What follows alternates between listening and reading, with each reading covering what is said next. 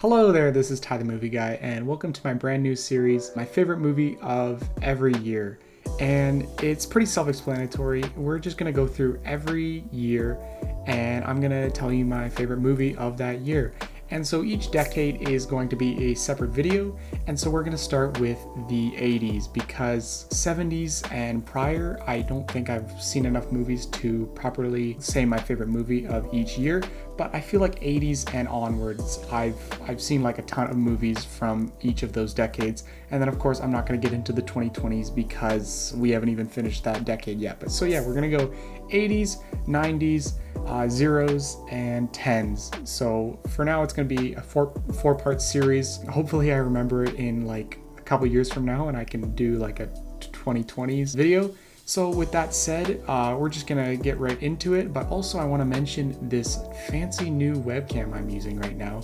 I'm using a Logitech Brio. It costs like $200, so hopefully the video quality looks a lot better now. I'm really focusing on staring at the webcam right now instead of my face down on the screen. It's gonna be hard to pay attention, and yeah.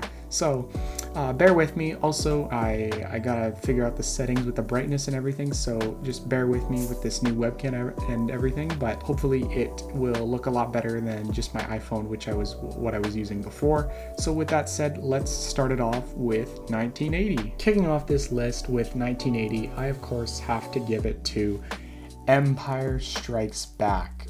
And like, what's not to love about this movie? Maybe besides a bit of incest, but you know, what's not to love? It's just such an iconic and nostalgic movie filled with like so many great scenes, starting off with, you know, the siege on Hoth and like the Wampa Cave, and everything on Hoth was amazing. And then we get to Dagobah and training with Yoda, and like seeing Darth Vader in the cave was amazing. And then we get Bespin, and then we get like the carbon freezing chamber scene, and then we get the Bespin duel, and we get "No, I am your father." Just all of that is so iconic and amazing. And of course, you know, you got a great cast with Mark Hamill, Harrison Ford, Carrie Fisher, James Earl Jones, just such an iconic cast. I'm gonna say iconic a lot, and the score, of course, by John Williams, one of the greatest composers of all time, delivering once again an amazing score. Easily the best movie of 1980, one of the best movies of all time, one of the best Star Wars movies. And coming in close second, I'm going to give it to The Shining, great psychological thriller, great performance by Jack Nicholson and all of that. But that's still second place to Empire Strikes Back. This is such a great movie. And also like kind of like ahead of its time, probably the first movie where I can think the bad guy wins. Like, let me know in the comments if you can think of a movie where the good guys lose and the bad guys win. Like, might be the very first of its kind, or probably not the very first of its kind, but like the first to like normalize it, and kind of first mainstream movie to do it, and had like the balls, the cojones to do it. So just such a great movie. I think we can all agree that movie fans and Star Wars fans alike can agree that this is like one of the best of all time. And the best movie of 1981, I'm gonna give to Raiders of the Lost Ark, the very first movie in the Indiana Jones saga. And just like Empire Strikes Back, so iconic and groundbreaking. And you know, it's been a while since I've seen this movie, so I can't remember the exact scenes, but you know, just the intro with the boulder scene is once again so iconic, and tons and tons of movies have referenced that, just how impactful that scene is. And then what else comes to mind is, you know, the scene in like the desert where they're like looking for the artifact, and then like fighting that big bulky guy and who like gets ground up in the plane and dies. And then the scene at the end where they open the Ark of the Covenant, and then like spirits come out, and then everyone's melting and dying, and just stuff like that is all super, super amazing.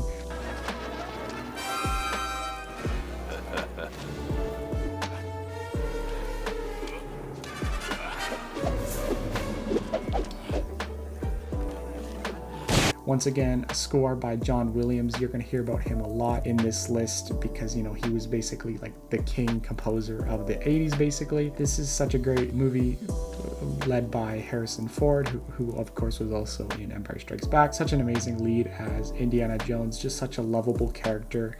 And yeah, it's just, this whole franchise is like the best treasure hunting franchise there is. And so of course, the one starting it all off is going to be the best movie of 1981. And the best movie of 1982 goes to The Thing, one of the greatest horror movies of all time.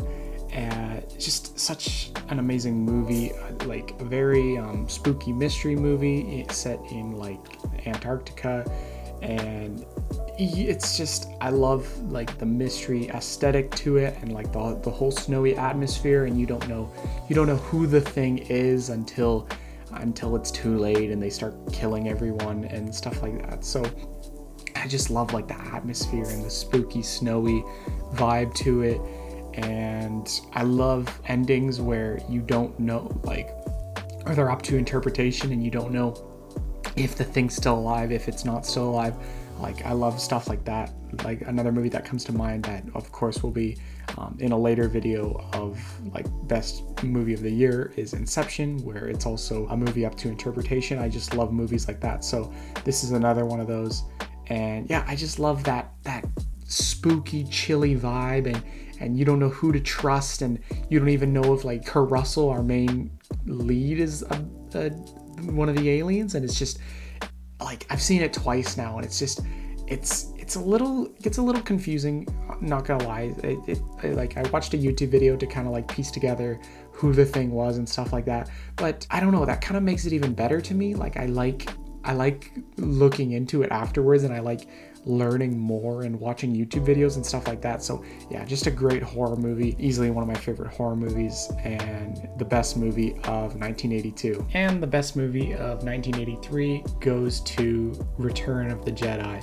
And just like Empire Strikes Back, it's so iconic, and not gonna lie, probably the weakest film of the whole original trilogy.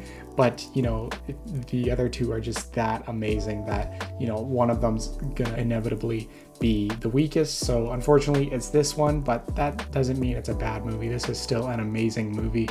And I know some people don't really like the Ewoks and stuff like that. Me personally, I found the Tatooine stuff was enjoyable, but also maybe a little bit too long.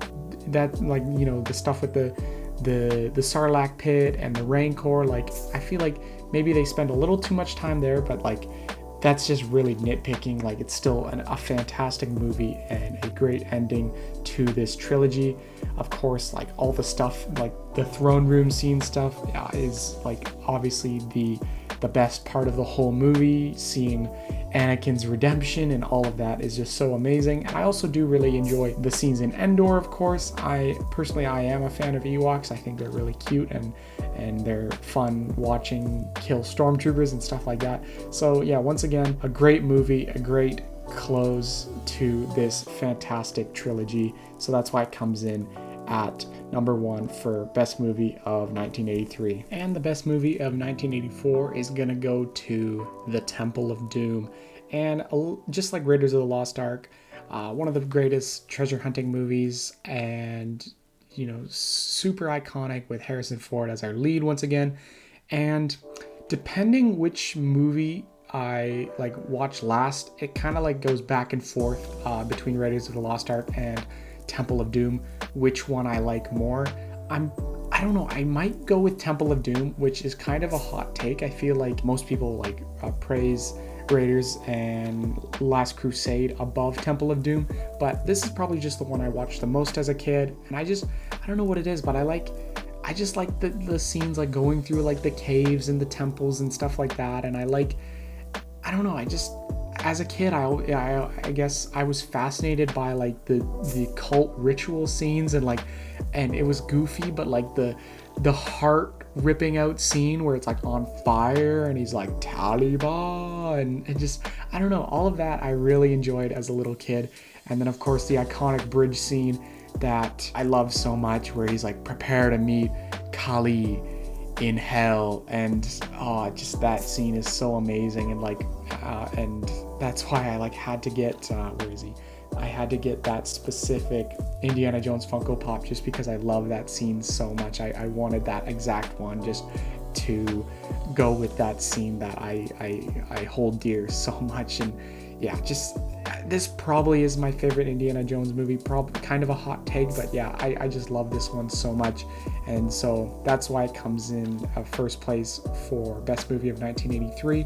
But also a very close second, we have the first Terminator. Once again, a great movie and such a great sci-fi movie. And it's definitely a close second, but I think I'm gonna have to give it to Temple of Doom for best movie of 1983. No, 84. And the best movie of 1985 goes to Back to the Future. And I don't know what it is about this movie, but lots of people have said it before, but this movie just feels perfect. Like, it's not my favorite movie, but everything about it just seems right. There's a little bit of incest in it, like Star Wars, which is a little bit questionable, but it's also kind of like pivotal to the plot. So like you can't really change that because it would like change the whole movie, but just, I don't know what it is. It's just like so perfect. And like, I don't know if you can really, it's like not like regular high school movies, but if you can consider it a high school movie, it's like easily my favorite of the high school movies. And just, I don't know what it is. It's so hard to talk about. It's just such a great movie with time travel, like turning a car into a time machine. Are you telling me that you built a time machine out of a DeLorean? And just going back in time to like accidentally prevent your parents from like getting together and then trying to bring them back together. It's just, yeah, it's just practically perfect. Like, and I don't know, it's just so hard to talk about, but like if you know, you know. And this is a movie my brother's never even seen, so within a couple weeks I'm definitely gonna make him watch this movie. And an amazing score, which is like just I think a common thing in the 80s. Like almost all of these movies are gonna have such an iconic score. Not by John Williams this time, this one is by Alan Silvestri, doing an amazing score. And so yeah, I don't know why, it's just somehow it's perfect. So that's why it's the best movie of 1985. And the best movie of 1986 is gonna go to Aliens. And there's two types of people. There's people who are a bigger fan of Aliens, and I'm definitely more of an Aliens fan, just because Alien was more of like a horror-esque movie and more slower pace, where a character would be by themselves and then the alien would sneak up on them and kill them. And so when they made it more actiony in the sequel, I was a big fan of that. And I think adding the little girl and protecting her and all the stuff like that was really cool. And I think having it on a planet instead of like a spaceship was a better choice. And I also loved the big mech fight against like the queen alien at the end of the movie. Get away from her, you bitch! Which would have been such like a great ending to like this 2-part duology. But they kept going and kept getting worse and worse and stuff like that. So I like to think they kind of ended it here. Actually, I am excited for Romulus this year, but that's kind of beside the fact. But yeah, so this is the best movie of 1986. This is a movie I've actually only seen once before, but I'm definitely going to rewatch it because it was a really good one. And the best movie of 1987 is gonna go to Predator. This is kind of in the same vein of Alien, if you think about it, where it's like an alien sneaking around killing off people one by one. But what's different about this movie, of course, is it's present day, it's in a jungle, and the alien is more civilized and more of a hunter and all that jazz. And seeing Arnold Schwarzenegger as like this buff, or he's always buff, but buff soldier guy, and with Carl Weathers and everything. And then as the movie progresses, we get to like see the Predator's skill set more and more, and he reveals himself more and more. And then the amazing finale where Arnold Schwarzenegger has to outsmart the Predator, and he has to like use basic tactics without guns, and he has to use like spears and traps and all that. It was such a great ending to this film. And once again, another movie I haven't seen in a long time, but it was a very good one from my childhood, and I should definitely rewatch it sometime this year. But yeah, another great movie, and that's why it comes in at best movie of 1987. And the best movie of 1988 is gonna have to go to Die Hard, one of the greatest action movies of all time. And ever since I watched it for the first time in like 2019, it has been a Christmas tradition of mine.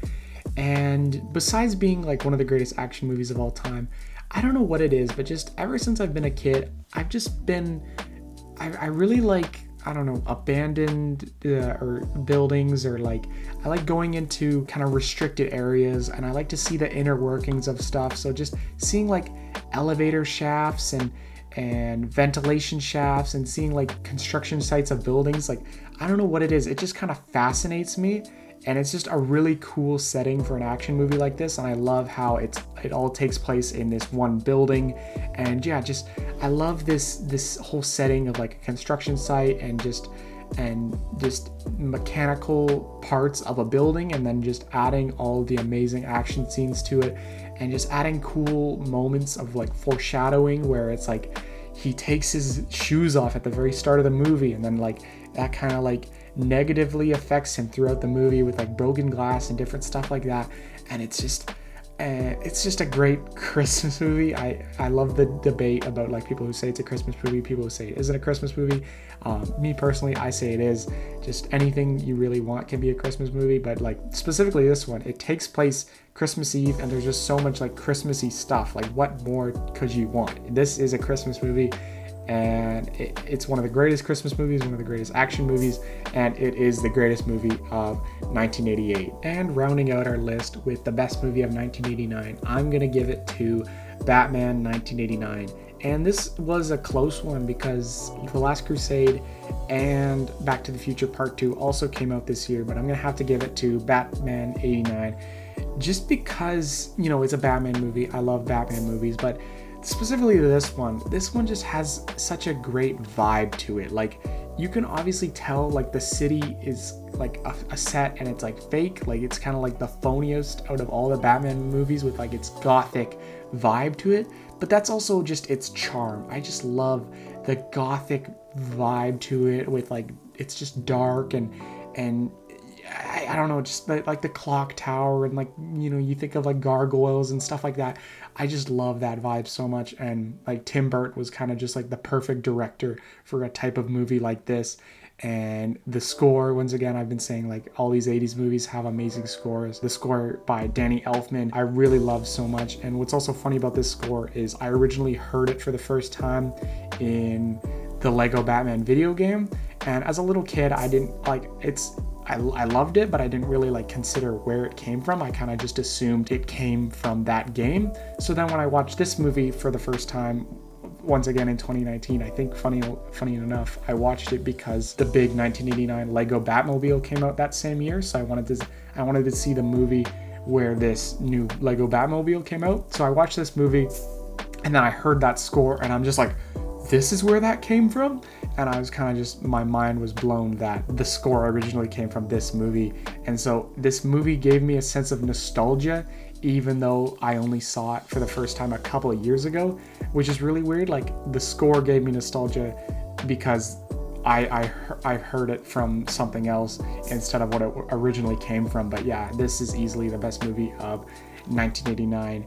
Just that vibe of like the gothic vibe and that iconic nostalgic score. And then Michael Keaton is a great Batman, or not my favorite, not Christian Bale of course, but also a great Batman. And then Jack Nicholson is a great Joker. Once again, not my favorite because there's Heath Ledger, but also he's great in his own way, because when I think of like, I think he kind of like perfectly exemplifies comic book Joker. Like Heath Ledger kind of does his like completely own creepy, spooky, very dark vibe to it, but I feel like Jack Nicholson is the perfect like comic booky Joker that's just all goofy and silly and everything. So he does a great portrayal of the Joker, and that's why this is easily the best movie of 1989. So there you have it. That is my list of the best movie of every year of the 80s. I would love to read some of your favorite movies of every year of the 80s, so stay tuned for